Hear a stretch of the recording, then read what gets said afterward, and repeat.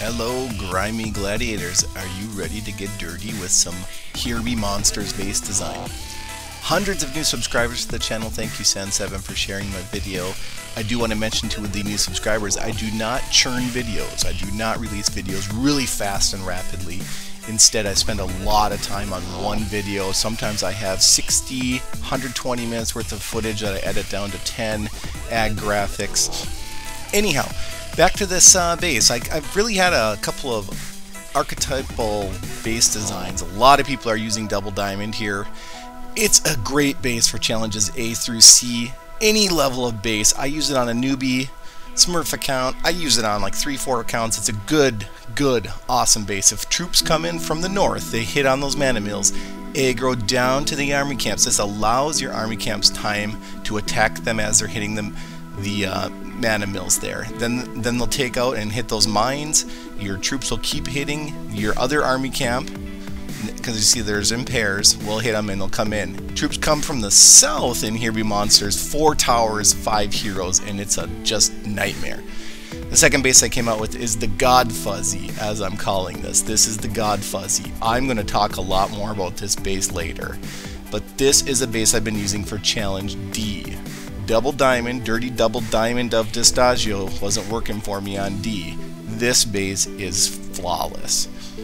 I do want to talk about the Busky variant. I'm calling this the B-52 Busky. It looks like a bomber. It actually looks like a stealth bomber, but B-52 Busky just sounds better. And I was chatting with San7 after he released his Busky defense video, and I decided to try it on Challenge D. He has been using it to farm Challenge F, so actually 2 ahead of where I'm at. But I decided it might be worth it. I don't want to, ask San7 to waste his challenges on, coming back down to D when he's farming F with this. So this is just to help all you guys with maybe level 80 heroes, kind of where I'm at with 4 arrow cannons. I'm heavily garrisoned arrow cannons, but still I'm kind of a mid progression in terms of base development. I'm not level 100 heroes. Level 80 heroes essentially, and I do have Atlantic Core, Snowzilla. Basically I have all 10 heroes plus a bunch in the garrison. It works great. So that first wave D1 came in on the sort of southwest side, took out some of the sort of tertiary buildings, the non-essential. They're just there to route traffic up to the top. As you can see, the monsters are not stupid. They do not want to fight through 5 levels of walls. So what are they going to do? They're going to path on the outside of the walls. This allows those 4 arrow cannons to just pummel them. I also put high hit point buildings at the base of those walls so that the arrow towers, 3, sometimes 4, are pummeling down on the monsters. Here on wave D3, I got a little surprise there with the old pop on the northeast corner, but look at that, that worked a little bit better than I thought, and it did take out an arrow cannon. That is not good. That is very not good. But griffins here, they path over the walls, of course, as they fly. Horsies, as I call them. At Watch Atlantic Core here, guys, this is a really good video on the power of Atlantic Core. He basically saves the day for this Here Be Monster Challenge. Pop shield, all that red flashing. Those centaurs are, of course, damaging themselves. That's a reflex shield. That's Atlantic Core is an awesome tank. That shield is God mode. God mode on GodFuzzy. Anyways, wave 5. Oh, I have nightmares about this wave. Damn dinosaur. So tough. He just wipes all my monsters, except, look at this. Who lives, guys? Atlantic Core. Pops again, pops again, pops again. They're all damaging themselves. I thought I was going to lose it right here. I really did. And Atlantic Core saves me. Big time.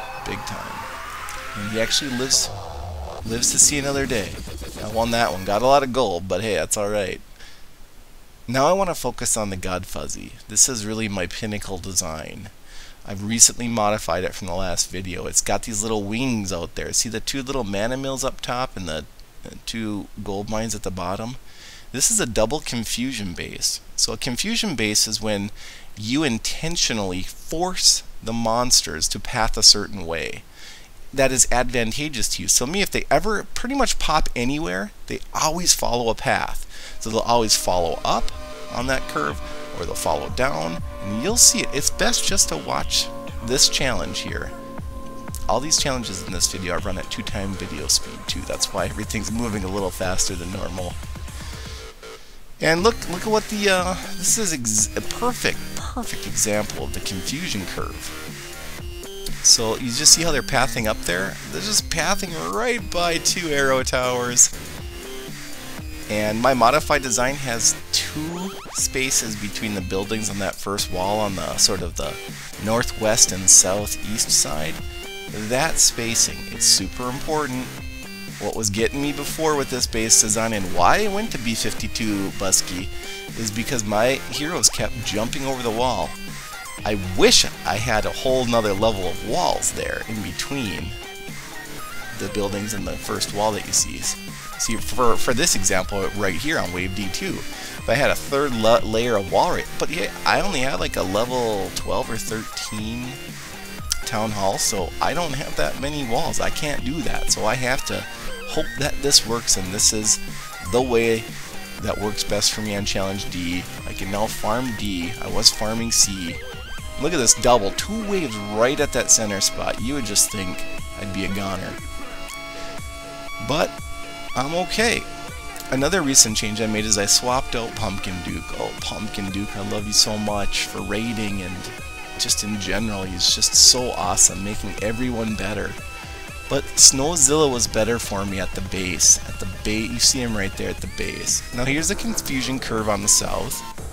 Remember, they're going to follow that whole curve. Griffins are going to pop in there, so they found the next closest aggro point for them was going to be that vault right there. So they decided to curve right in along with the centaurs. The other guys were dumb, so they just went to the gold mine. And here Snowzilla pops out, Thunder God pops out. That's done. Wave D5, my nightmare. And I had nightmares the last few weeks. It was wave D5. I mean, seriously, I'm not even I wish I was joking. I'm not joking. They come in at the top there. Atlantic Core here again shows the power of Atlantic Core. I don't know if he survived 2 pops there. He popped 1 shield.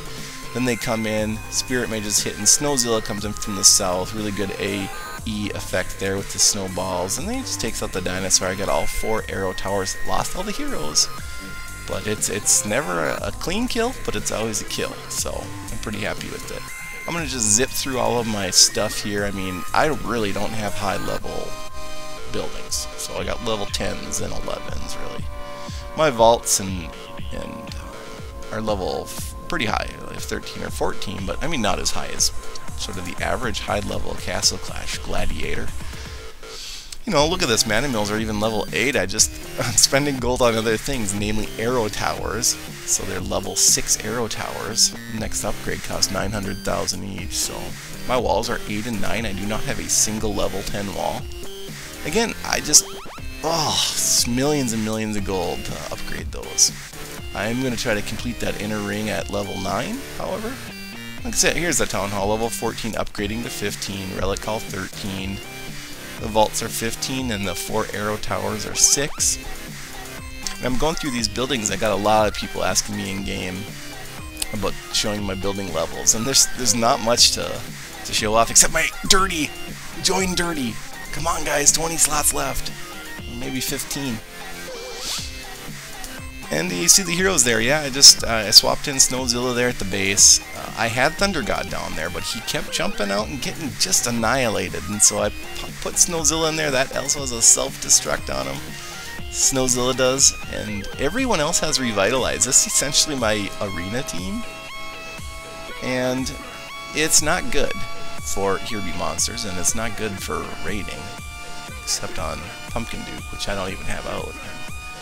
Yeah, Druid in the middle, and then the 2 best AEers next to him.